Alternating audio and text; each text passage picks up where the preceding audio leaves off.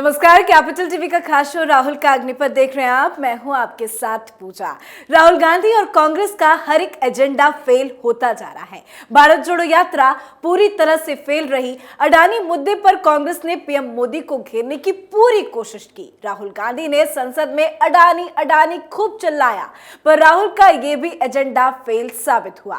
कांग्रेस के लगातार फेल हो रहे एजेंडे पर कांग्रेस के अंदर कलह की स्थिति पैदा हो गई है। राहुल गांधी के सलाहकारों पर गाज गिर रही है। कांग्रेस पार्टी राहुल गांधी की हरकतों से काफी ज्यादा परेशान हो गए हैं। हालात ये रहे तो 2024 में कांग्रेस का बचा कुचा अस्तित्व भी खत्म हो जाएगा, जिसको लेकर कांग्रेस के अंदर क्या चल रहा है, आज इसी पे चर्चा करेंगे। बातचीत के लिए मेरे साथ स्टूडियो में मौजूद हैं कैपिटल टीवी के एग्जीक्यूटिव एडिटर राजीव जी। राजीव जी, बहुत बहुत स्वागत है आपका। धन्यवाद। कांग्रेस का जिस तरह से हर एक एजेंडा फेल हो रहा है, उससे कांग्रेस के अंदर क्या चल रहा है? देखिए, कांग्रेस के अंदर कुछ दिनों से बैठ के चल रही थी। एक पार्टी भी चली, भूपेंद्र सिंह हुड्डा के घर पे एक पार्टी हुई थी जिसमें कांग्रेस के बाहर के भी कुछ नेता थे, लेकिन उसके अलावा जो कांग्रेस के नेताओं ने अलग से बैठक की, उसमें भी ये सवाल उठा कि ये आखिरकार हम क्या रणनीति बना रहे हैं और किसके इशारे पर रणनीति बना रहे हैं। रणनीति बनाने वाला एक टीम जो है वो कौन है? क्या कांग्रेस के अंदर CWC की बैठक में रणनीति बनाई जाती है, या फिर कांग्रेस के वरिष्ठ नेताओं की बैठक होती है किसी मुद्दे पर डिसीजन लेने के लिए कि हमें संसद में यह मुद्दा उठाना है, हमें संसद के बाहर यह मुद्दा उठाना है, किस मामले पर हमारा क्या स्टैंड होना चाहिए? क्योंकि यह स्टैंड जो है बदल रहा है। और दूसरी बात यह है कि राहुल गांधी को एक खुन्नस है और उनकी टीम उसी खुन्नस का फायदा उठाती है, और वो खुन्नस है पीएम मोदी से। तो शुरुआत पीएम मोदी से खुन्नस से करते हैं, क्योंकि इस बात की चर्चा सबसे ज्यादा हुई कि क्या कांग्रेस को भारतीय जनता पार्टी या भाजपा की सरकार को टारगेट करना चाहिए या फिर सिर्फ पीएम मोदी को टारगेट करना चाहिए। इस पर भी लंबी चर्चा हुई थी कांग्रेस के अंदर, जिसमें यह बात सामने आया कि 2014 के बाद इस बात पर कई कमेटियां बन चुकी है। एंटोनी कमेटी पैनल जो बना था, उसकी रिपोर्ट भी सामने आई थी कांग्रेस के अंदर। उसमें कुछ और कांग्रेस के नेता थे जिन्होंने चर्चा की थी कि हम क्या रणनीति अपनाएं, पीएम मोदी को टारगेट किया जाए या फिर भारतीय जनता पार्टी या सरकार को टारगेट किया जाए।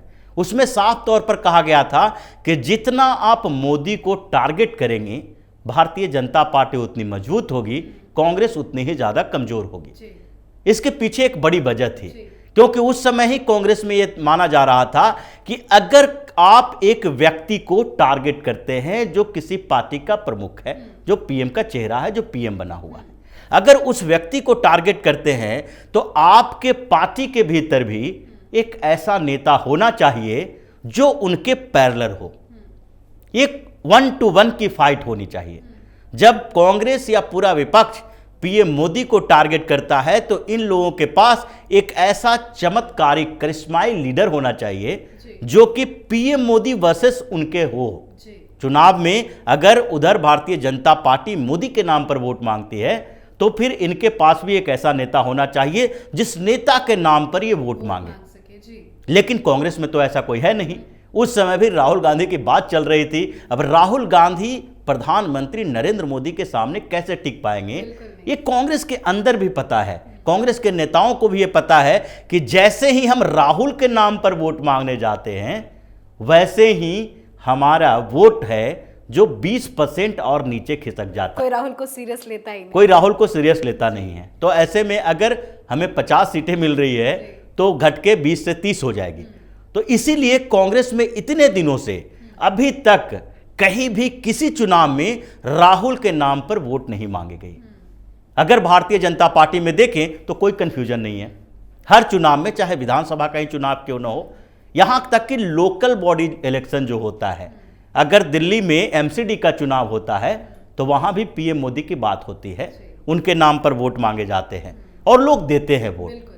लेकिन कांग्रेस में कितना भी, लोकसभा का भी चुनाव में यह कहा जाएगा कि हम भाई पीएम का कोई चेहरा नहीं रखेंगे।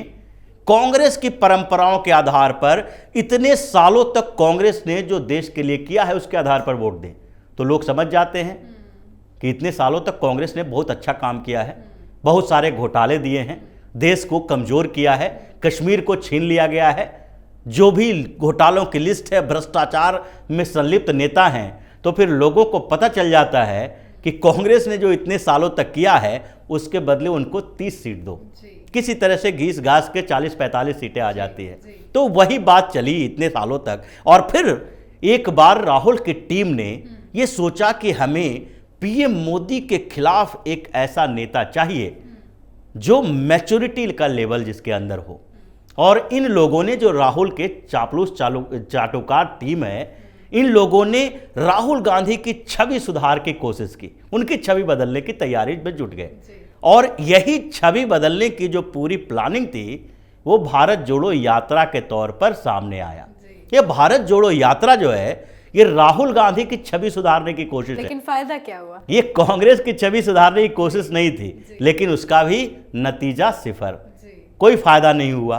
क्योंकि अब जो बातें चल रही है राहुल गांधी की, ये भारत जोड़ो यात्रा की, उससे तो यही लगा कि राहुल गांधी भले ही खुद को कह लें कि अब वो पहले वाले राहुल गांधी नहीं है, लेकिन जो रिपोर्ट सामने आ रही है, जो जनता से फीडबैक आ रहा है, वो तो यही लग रहा है कि राहुल गांधी की छवि पहले से भी खराब हुई। ठीक है, मान लेते हैं कि मोदी को घेरना चाहते हैं राहुल गांधी। विपक्षियों का वैसे भी काम होता है कि पार्टी को घेरना, सवाल पूछना, लेकिन जब राहुल गांधी सवाल पूछते हैं तो उनके पास तो तर्क भी होना चाहिए ना। वो बेफजूल का बिना सबूतों के आधार पर वो सवाल क्यों पूछ लेते हैं? बिल्कुल, बात यह भी है कि राहुल गांधी जो खुन्नस की बात कर रहे हैं, अभी वो बात खुन्नस की ही हो रही थी कि राहुल गांधी को एक राजनीतिक स्ट्रेटेजिकली कोई काम नहीं कर पाते हैं।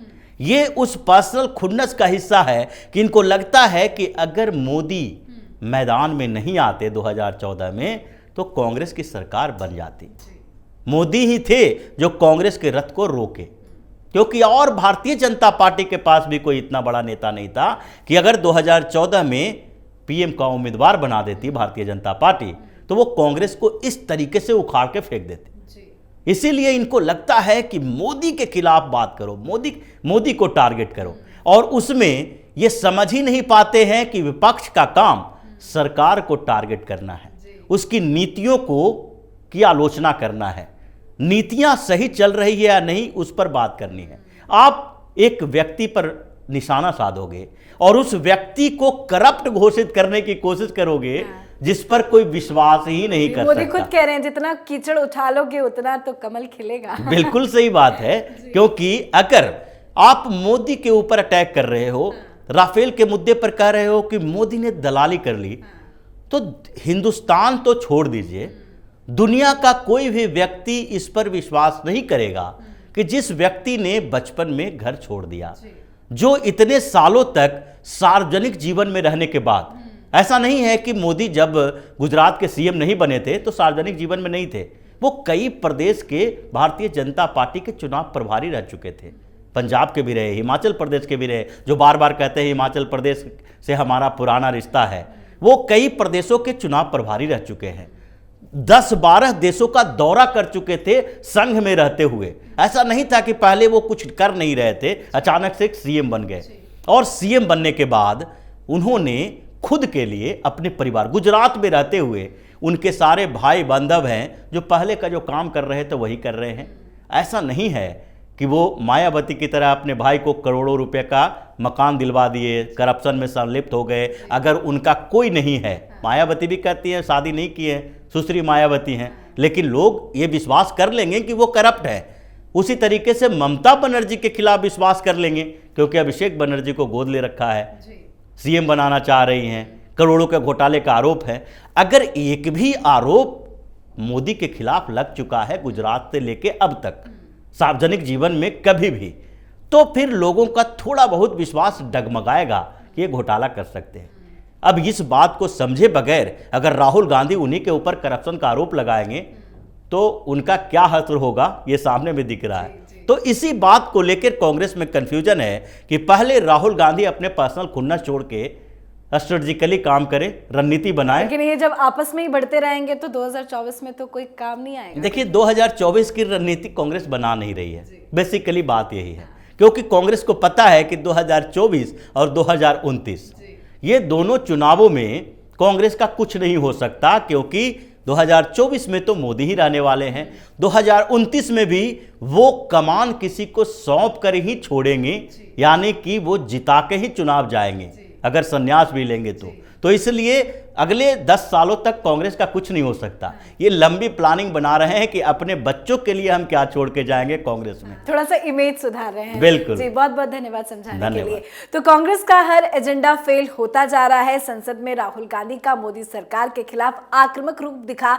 नतीजा ये रहा कि राहुल खुद बिना सबूत बयान देकर फंस गए। लोकसभा चुनाव से पहले राहुल गांधी लगातार बीजेपी सरकार को लेकर हमलावर है, पर बीजेपी कांग्रेस को मुंहतोड़ जवाब दे रही है। राहुल गांधी करीब 3,500 किलोमीटर की भारत जोड़ो यात्रा भी की, पर वो भी फेल साबित हुई। मतलब राहुल गांधी की पूरी कोशिश नाकाम साबित हो रही है। 2024 तो दूर, 2023 में भी कांग्रेस को खुद के करतूतों की वजह से बड़ा झटका लगने वाला है। आप अपनी राय कमेंट करके जरूर लिखें। देखते रहिए कैपिटल टीवी। नमस्कार।